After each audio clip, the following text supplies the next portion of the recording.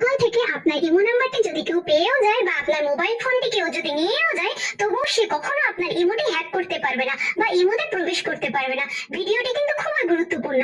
So চলুন দেখে আসি এটি কিভাবে করবেন। এরকম আরো টিপস পেতে আমাকে ফলো দিয়ে রাখতে পারেন, যা আপনার অনেক কাজে দিবে, এবং আপনারা চাইলে ভিডিওটি শেয়ার করে অন্যান্য ভাই বোনদেরকে দেখার সুযোগ করে দিতে পারেন। শুরুতে আপনারা আপনাদের ফোনের ইমোতে প্রবেশ করবেন। দেন উপরের দিকে দেখতে পাচ্ছেন ইমোর প্রোফাইল আইকন, এখানে একবার ক্লিক করে দিবেন। দেন এই যে দেখুন সিকিউরিটি এন্ড প্রাইভেসি লেখা রয়েছে, এখানে একবার ক্লিক করে দিবেন। ক্লিক করে দেওয়ার পরে এই যে দেখুন টু স্টেপ ভেরিফিকেশন লেখা রয়েছে, এখানে আপনারা ক্লিক করে দিবেন। দেন এই যে দেখুন এটা আপনাদের ডিসেবল করা থাকবে, আপনারা কিন্তু এটাকে এনেবল করে দিবেন। দেন ওকেতে প্রেস করে দিবেন। দেন ব্যাক বাটনে প্রেস করবেন। দেন এই যে দেখুন পাসকোড লক লেখা রয়েছে, এখানে আপনারা ক্লিক করে দিবেন। দেন নিচের দিকে দেখুন এনাবলে ক্লিক করে দিবেন। দেন আপনাদের এখানে 4 ডিজিটের কোড যাবে, আপনারা বসিয়ে নেবেন। আমি বসিয়ে নিচ্ছি।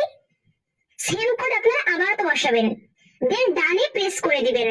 দেন এই যে দেখুন লেখা রয়েছে অটো লক, এখানে ক্লিক করবেন। আপনারা এভরি টাইমে ক্লিক করে দিবেন। আমি প্রমাণ দিচ্ছি। এই যে দেখুন ইমোতে প্রবেশ করলাম।